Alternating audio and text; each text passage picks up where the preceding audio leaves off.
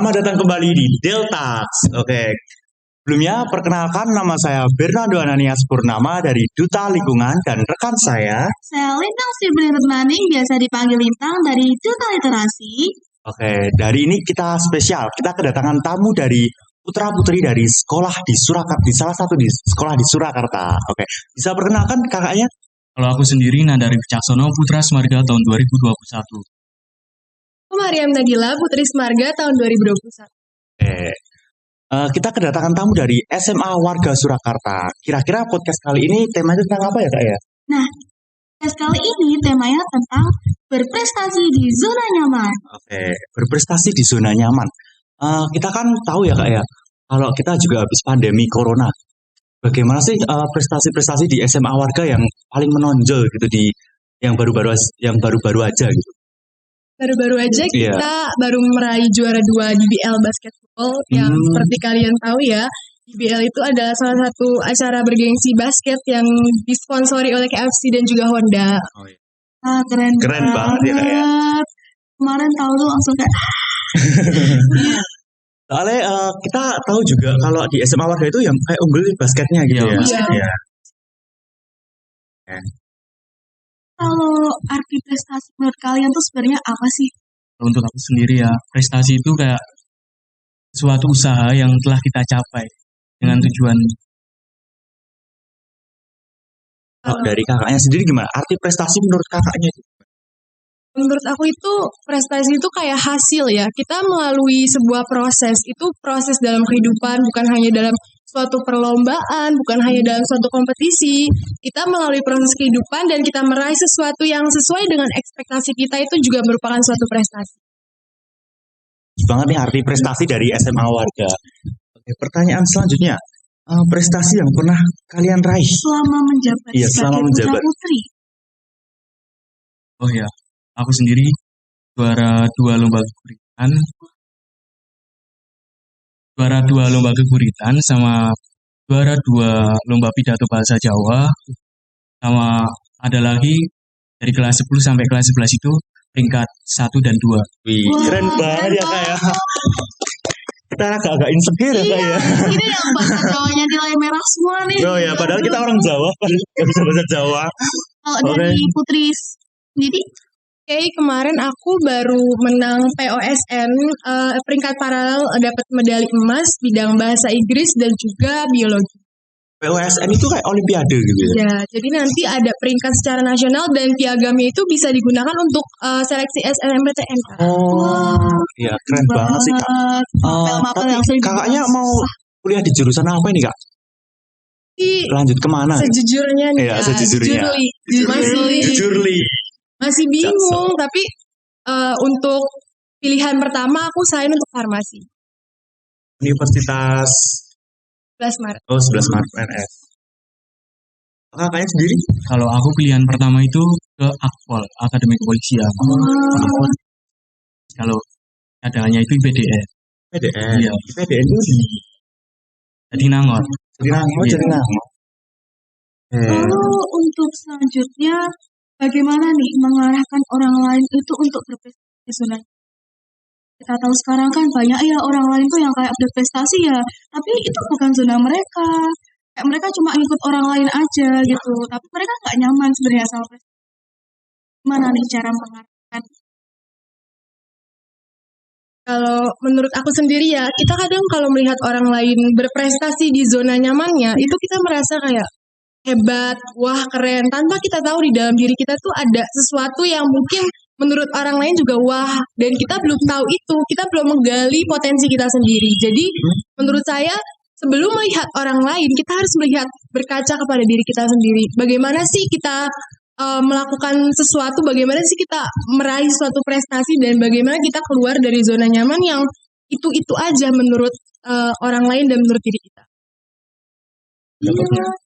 Boleh aku nambahin sedikit ya? Oh iya, silakan. Misalkan aku ngelihat Nanda itu berprestasi dalam bidang biologi atau bahasa Jawa. Yeah. Aku sendiri insecure dan aku merasa aku nggak bisa bahasa Jawa.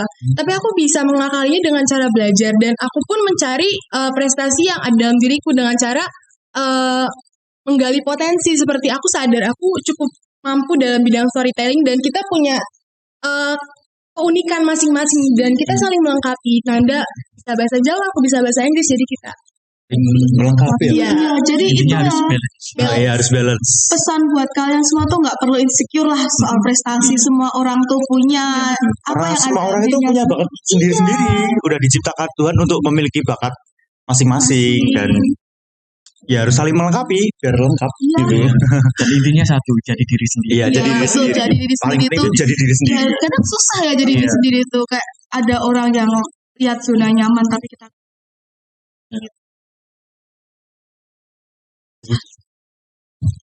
Lawannya omongan orang lain.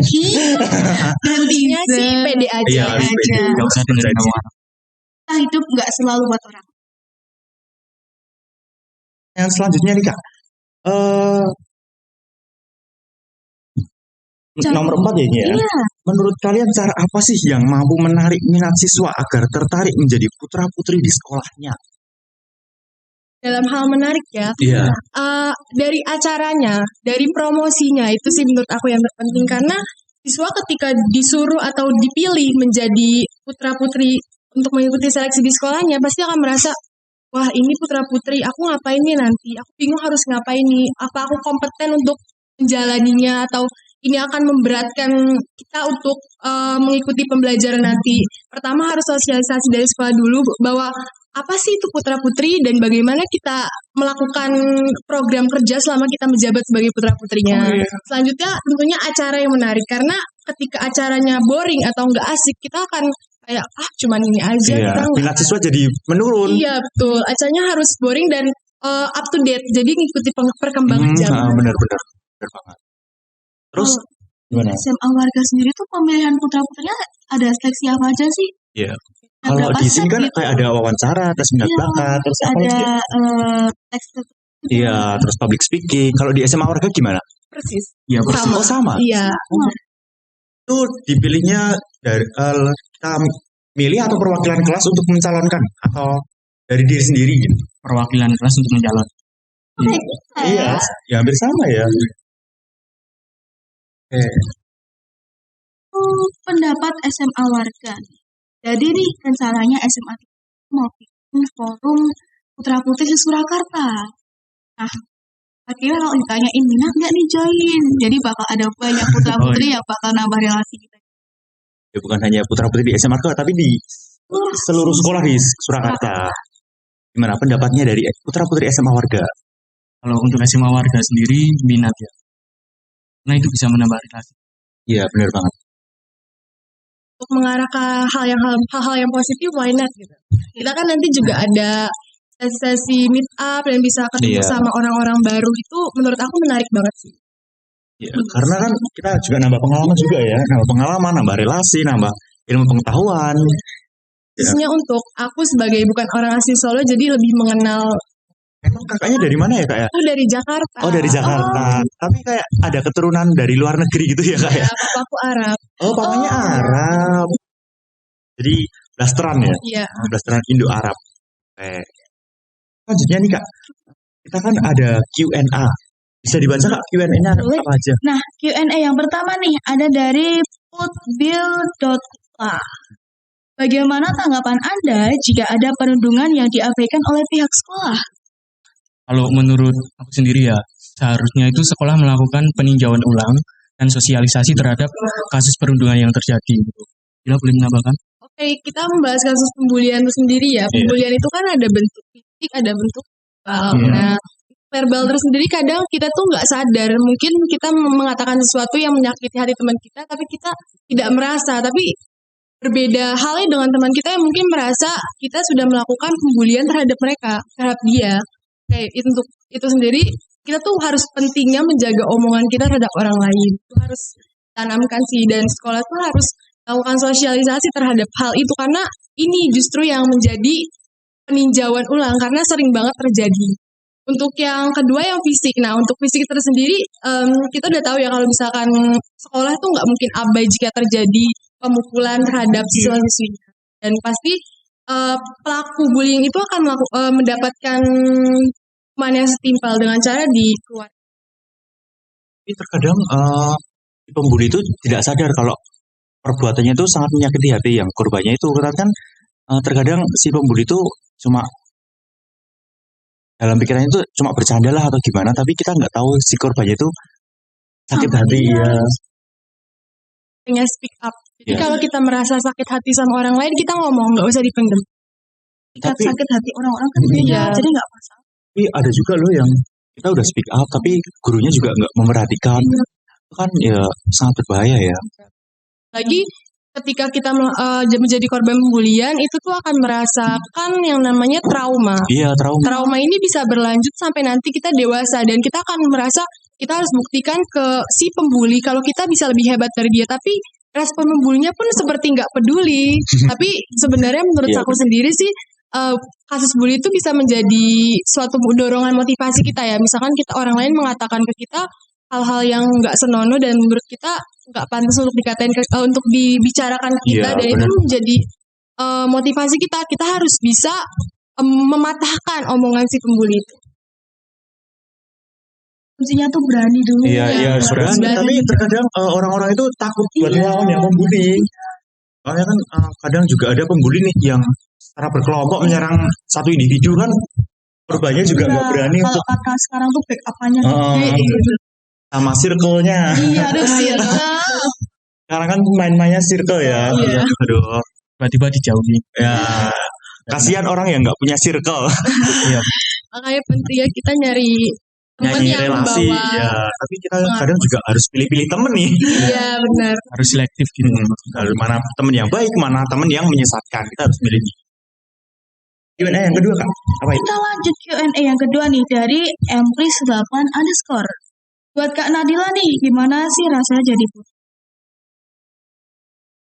Aku sendiri ya, aku tuh excited banget jadi putri warga. Karena yang pertama, aku bisa menjadi sesuatu yang berharga di sekolah. Jadi nggak cuman murid biasa aja yang kerjaannya nugas, pulang, terus Oke. ya jadi ada kerjaan di sekolah. Yang kedua, aku juga merasa lebih punya kemampuan public speaking yang lebih baik. Karena awalnya aku tuh agak susah ngomong di depan umum dan agak gugup gitu, Nervous gitu. nervous banget. Dan sekarang aku punya keberanian untuk ngomong di depan umum dan lebih percaya diri, of course. Karena sebelum menjabat jadi putri warga ini, aku sempat mengalami kelebihan berat badan. Dan itu tuh membuat aku stres sampai jerawatan parah banget. Dan itu tuh menjadi motivasi untuk aku menjadi pribadi yang lebih baik secara Motivasi fisik. untuk berubah. Iya, Oke. Ini udah nih putri warga nih kayaknya. Sekarang ke putra warganya nih, gimana rasanya jadi putra warga? Oh ya, kalau perasaan aku sendiri menjadi putra warga itu sangat senang ya. Karena aku sendiri bisa menginfluence para siswa untuk berbuat baik. Nah, gitu. Udah sih menurut aku gitu doang. Keren-keren ya. Iya keren-keren. Apalagi public speaking itu sangat dibutuhkan untuk di dunia perkuliahan nanti. Iya. Oke, kakaknya ini juga aktif di organisasi ya kak? Ya? Ya, Organisasi apa kak? kalau aku sendiri MPK. Oh MPK. MPK. Kebetulan ketua MPK. Oh ketua MPK keren nih. Sama ketua MPK. Oke. Oke. Sibuk dong ya, udah Oh, nih. lumayan sibuk dong. Kan juga organisasi itu kan meskipun sibuk tapi nggak kelihatan capeknya. Iya betul. Dibawa enjoy. Enjoy. Tapi emang kalau orang udah suka sama organisasi itu bakalan ya Kalau enjoy kalau aja. emang kegiatannya sangat mencapekkan tapi ya nggak capek. Rasanya juga ngalir aja gitu. Apalagi ditambah sama teman-teman yang lainnya juga. Kadang ada yang sambil bercanda, ada yang gini itu kan bisa ngilangin rasa capek gitu. Nah ini ada terakhir nih. Kan bikin prestasi ada yang di luar dari pelajaran ya. Gimana sih caranya manage waktu biar kita tuh masih bisa setimpa, bisa ngerjain kerjaan, bisa juga kita berprestasi di luar itu. Aku sendiri itu membuat schedule. Ya, schedule. Catat. menurut aku sendiri memang agak sulit ya, karena nggak semua orang bisa membagi fokus. Aku, misalkan kalian sudah merasa nyaman di zona tersebut, kalian mencari zona lain. Jadi harus bisa, dengar kata Nanda tadi, manajemen waktunya juga harus penting. Dan kita nggak boleh bermalas-malasan, berbahas, main TikTok, dan terlalu sering itu bisa menyebabkan Kuncinya harus disiplin. Harus disiplin dan punya skala prioritas mana yang lebih penting, mana yang tidak penting gitu. Iya. udah selesai ya pertanyaannya. Udah Iya cepet banget. Padahal masih pengen nih banyak pertanyaan yang mau ditanyakan. Oke. Untuk pertanyaan yang terakhir nih, terakhir bener-bener terakhir banget. ya. Oke. Kesan pesan dari putra putri dari SMA Warga untuk podcast kita kali ini yang bertema berprestasi di zona nyaman. Kesan pesan untuk kita gimana Kak? Wah banget ya dengan sambutan dari OSIS dan juga putra-putri SMA 8 ini yang sangat ramah, dan bahkan tadi di belakang layar kita sempat bincang-bincang soal kegiatan di sekolah masing-masing. Oke. Kita juga udah tukar-tukaran IG yang menurut aku ini membawa sebuah awal yang positif untuk kedepannya. Kalau dari kakaknya sendiri? Keren banget sih acaranya. Oke, ya semoga kita nanti setelah ini juga bisa berkolaborasi Oh, lagi iya. ya, bertemu lagi di event-event yang akan datang. Oke guys, jadi kita udah di penghujung acara. Kami dari Putra Putri Delta, Iya. kita Duta Delta, serta dari SMA Warga mengucapkan terima kasih. Dan sekian dari kami. Dadah! Sampai jumpa di video berikutnya. Oke.